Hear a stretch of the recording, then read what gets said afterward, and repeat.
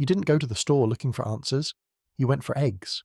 It's Tuesday, the kind that blurs into every other Tuesday, and you're moving through the aisles the way you always do. Muscle memory. Trolley wheels are squeaking. The same brand, the same shelf, the same routine you have had for years, and then you stop. $5 for a dozen eggs. You check the shelf label twice because the number doesn't feel right. You think about the news. Inflation, they said. Supply chains, bird flu, and the cost of feed. You accept it the way most people accept things they cannot see. You put the eggs in the trolley and move on. But here is what you didn't know standing in that aisle. The price on that shelf wasn't set by a farmer's bad season or a shortage at the distribution centre. It was set by a piece of software. Software that had been watching your store, your region, and your purchasing behaviour for months. It had already calculated exactly how much you would pay before deciding the eggs weren't worth it. Then it priced them just below that number. The algorithm didn't guess. It knew. And that same algorithm, or one built exactly like it, was running in the store across town, the 1-2 cities over, and inside the property management office of the building you rent. The price you paid for those eggs was the beginning, and what comes next will change the way you see every receipt you have ever signed. For the past 3 years, the word inflation has done an enormous amount of heavy lifting. Every time your price went up, inflation was the explanation handed to you. It was framed as a natural force, something that emerges from the economy the way weather emerges from the atmosphere. Nobody's fault, just the system correcting itself. But the data tells a more complicated story. The Federal Reserve raised interest rates 11 times between March 2022 and July 2023, the most aggressive tightening cycle in 4 decades, designed specifically to suppress inflation by slowing consumer spending. By late 2023, supply chains had largely normalized, energy prices had stabilized, and yet, in category after category, prices stayed elevated. Not just high, historically high. Economists at the Federal Reserve Bank of Kansas City published research in 2023 identifying what they called exceedingly large profit margins as a key driver of inflation, separate from raw input costs. Isabella Weber at UMass Amherst named it seller's inflation, a dynamic where corporations use the cover of a genuine inflationary moment to expand their margins well beyond what cost pressures actually justified. Inflation gave companies a permission slip, and behind that permission slip, something far more precise was at work. Not market forces, not supply shocks, a coordinated intelligence, running across industries, quietly deciding what you would pay. You were told the economy was broken. The truth is it was working perfectly, just not for you. Something was coordinating all of it, and it had a name, but it wasn't the Federal Reserve, it wasn't Wall Street.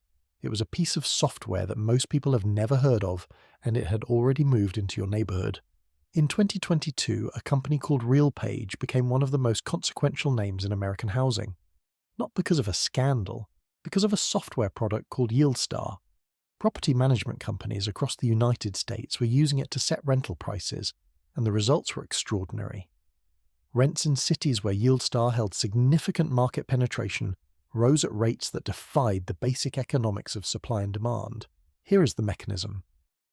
YieldStar didn't just analyze vacancy rates and local trends for a single landlord. It pulled non-public pricing data from every property management company using the platform across an entire metropolitan area, then used that aggregate intelligence to recommend pricing. Every landlord using the software was, in effect, receiving signals derived from what their competitors were charging. The software made coordination invisible. It made the cartel legal, at least temporarily. In 2023, the US Department of Justice opened a formal antitrust investigation into RealPage.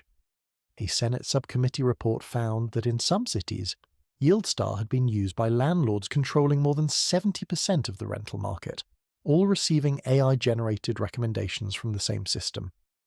Rents in those markets rose at roughly double the national average. Tenants blamed the housing shortage, but the shortage only explained part of the story.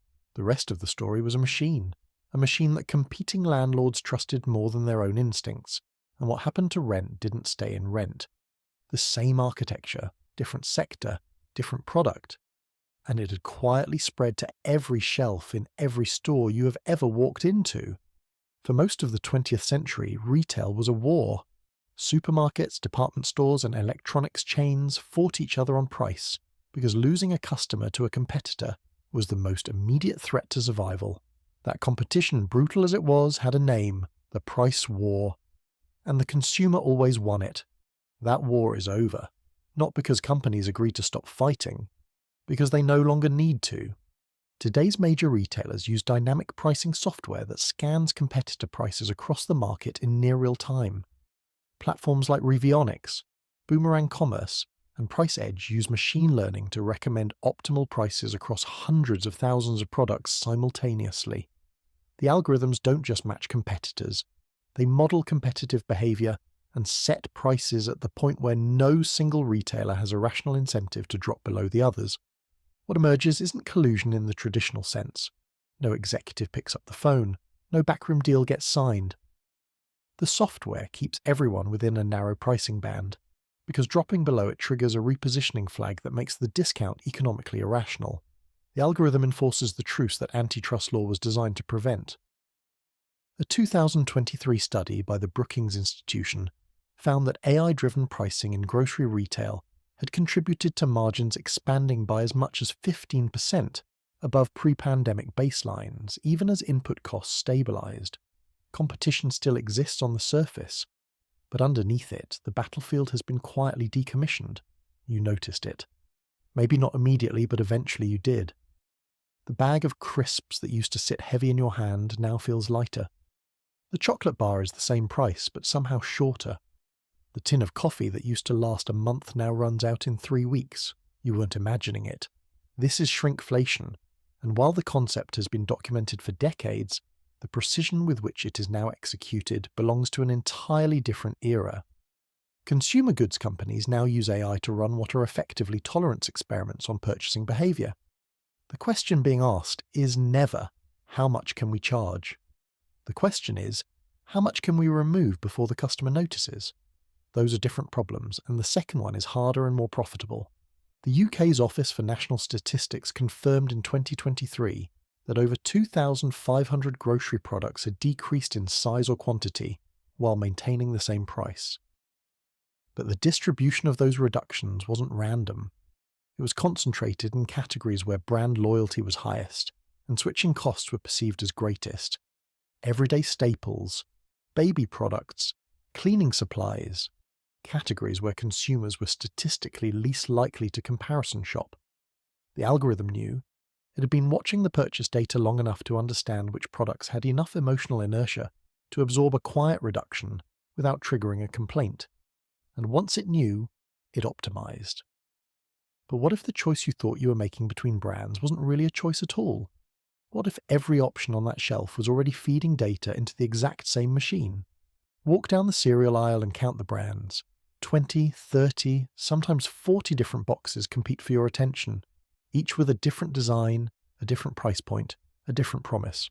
You scan them and feel something that functions like agency. You're choosing. But the architecture of that choice may be far more controlled than it appears.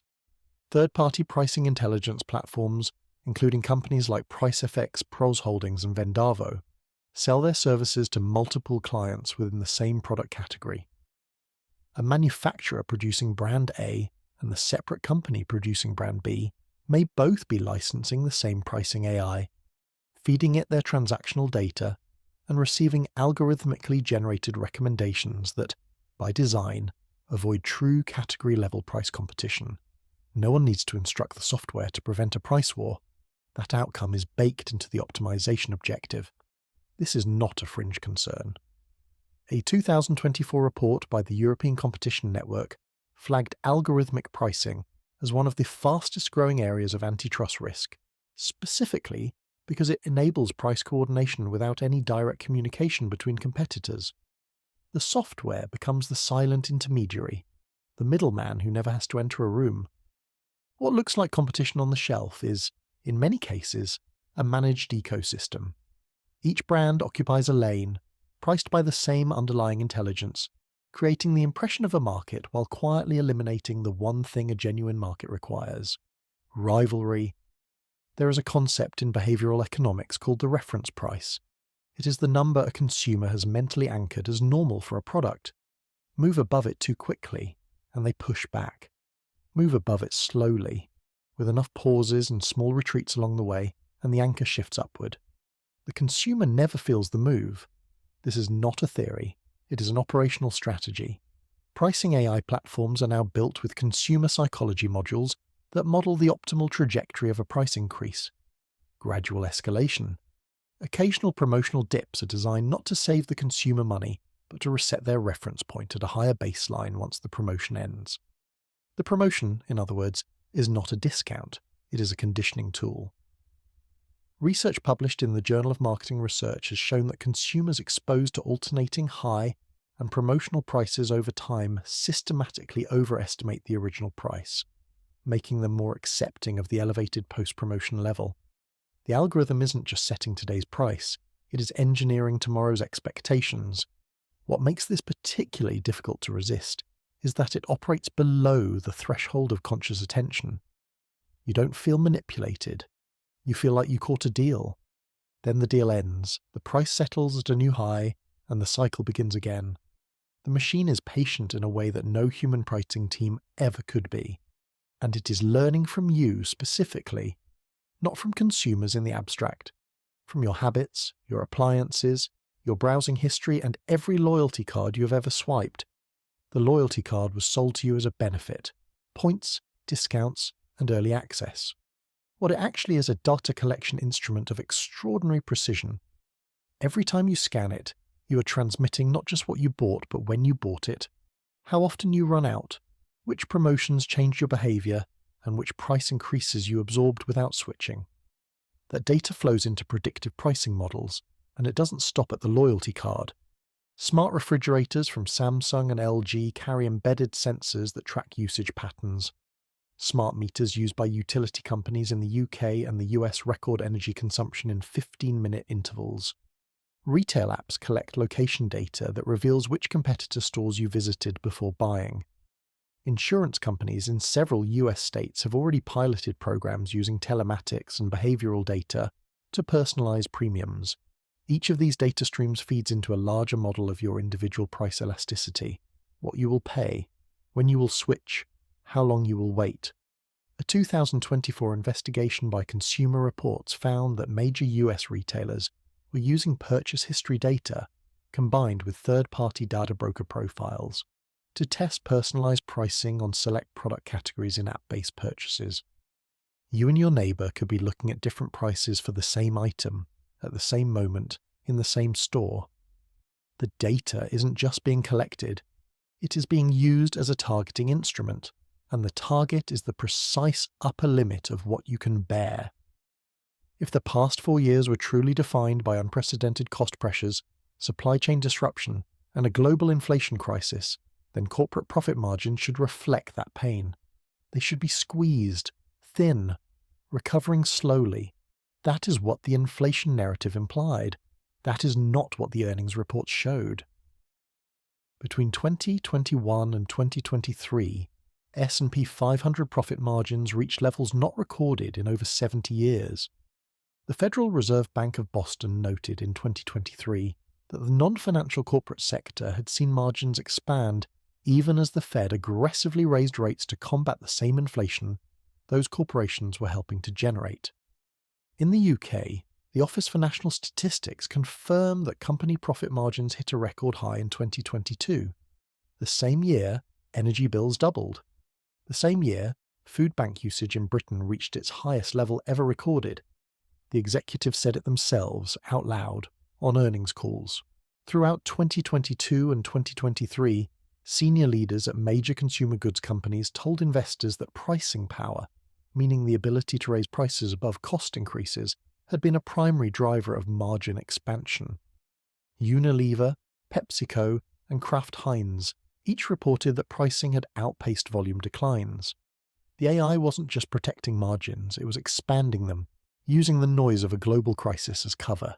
Inflation was real. But for a significant portion of that price increase, inflation was also a story. A convenient, unchallengeable story. And someone was writing it with code. But the story is beginning to crack. The people trying to break it open are not just journalists or academics. They are inside the government, and the cases they are building could change everything. The legal architecture around algorithmic price fixing is still being built, and the cases now moving through courts and legislatures represent the first serious attempt to apply 20th century competition law to a 21st century problem. The Department of Justice's antitrust case against RealPage was ongoing as of early 2025, with the government arguing that the use of shared non-public data to generate coordinated pricing recommendations constitutes illegal price fixing under the Sherman Act, regardless of whether executives ever communicated directly. If that argument prevails, it rewrites the legal definition of collusion for the algorithmic age. The Federal Trade Commission published guidelines in 2024, making clear that algorithmic price coordination carries the same legal liability as traditional cartel behavior. In the European Union, the Digital Markets Act, now fully in force, explicitly targets algorithmic systems that create unfair competitive advantages. Several member states have opened parallel investigations into retail pricing software. In the UK, the Competition and Markets Authority flagged algorithmic pricing as a priority enforcement area in its 2024 strategic plan, with particular focus on grocery, housing and energy. None of this resolves overnight. The cases are complex, the software is opaque, and the legal definitions are still being tested in real time. But the machinery is no longer invisible. Consumers, regulators and legislators on 3 continents now know it exists. And knowing it exists is where every accountability movement in history has begun. The algorithm learned from you. Now you know how it works. That changes the equation.